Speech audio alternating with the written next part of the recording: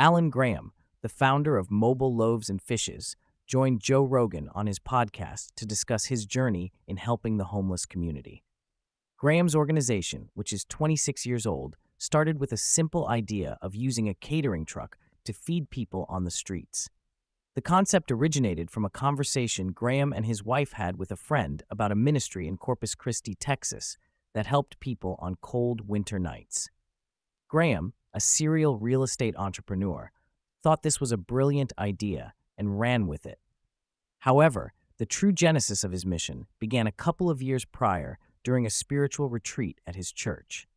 This retreat led to a profound spiritual experience that changed Graham's relationship with his faith from an intellectual one to a more heart-centered connection with Christ. Graham delves into his spiritual journey, explaining how he transitioned from an intellectual understanding of Christianity to a more profound, heart-centered relationship with Christ.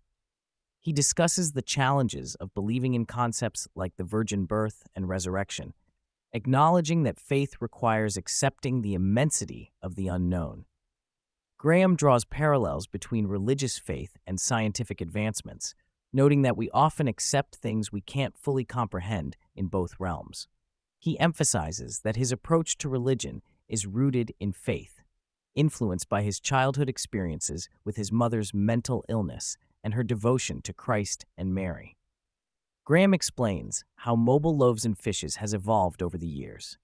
The organization now runs Community First Village, a community designed to provide housing and support for chronically homeless individuals.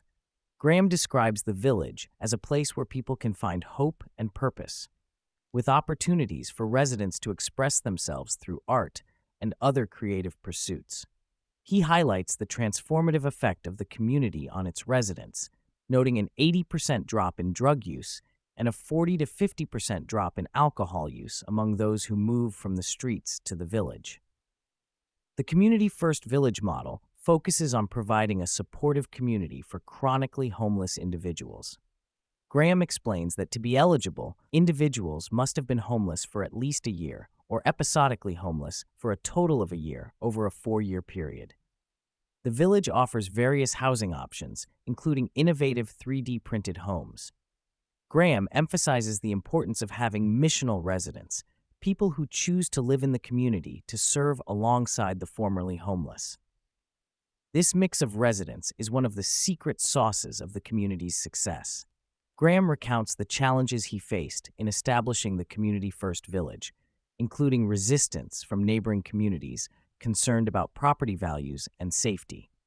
However, he notes that these fears proved unfounded, with property values in the surrounding area actually increasing and no reported crimes from village residents affecting the neighboring community.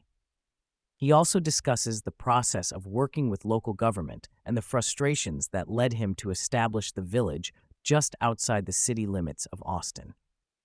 Throughout the conversation, Graham provides insights into the broader context of homelessness in the United States. He discusses historical factors that have contributed to the current situation, including the elimination of single-room occupancy units and changes in mental health policies.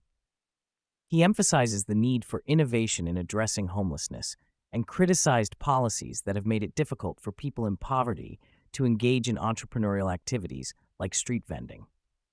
Graham's approach to helping the homeless is rooted in his Christian faith and a desire to serve the lowest on the totem pole.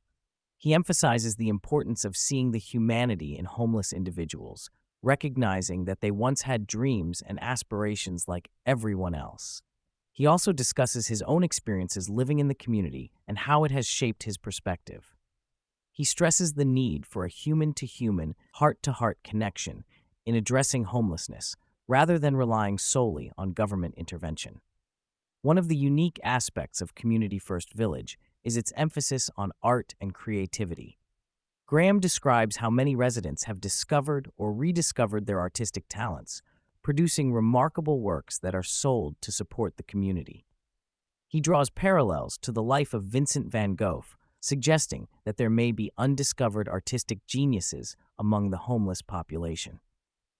This focus on creativity not only provides a source of income for residents, but also helps restore dignity and purpose to their lives. Graham discusses the complex issues of addiction and mental health that often accompany homelessness. He notes the success of the Community First Village in reducing drug and alcohol use among residents, attributing this to the improved living conditions and sense of community. He also expresses interest in exploring innovative approaches to addiction treatment, including the potential use of psychedelics. He emphasizes the need for society to be more open to different methods of bringing relief to individuals struggling with addiction and mental health issues. Looking to the future, Graham discusses plans for expanding the Community First Village model. The organization is currently constructing additional sites and exploring ways to replicate the model in other cities. Graham explains that while they don't have a formal franchise-like system, they do offer symposiums to teach others how to implement similar programs in their communities. He emphasizes the importance of adapting the model to fit local needs and conditions, rather than trying to create an exact replica of the Austin program. Throughout the conversation, Graham and Rogan reflect on broader societal issues and human nature. They discuss the polarization in current society, the impact of media on public perception, and the tendency to focus on negative aspects of human behavior. Graham emphasizes that most people, including those struggling with addiction or homelessness, are fundamentally good people. He stresses the importance of compassion and understanding in addressing social issues. In concluding the conversation, Graham encouraged listeners to get involved with Mobile Loaves and Fishes or similar organizations in their communities. He directs people to the organization's website, mlf.org, and mentions his book, Welcome Homeless, which shares stories of his encounters with homeless individuals. He invites interested individuals to visit Community First Village in Austin to see the program firsthand and learn more about their approach to addressing homelessness.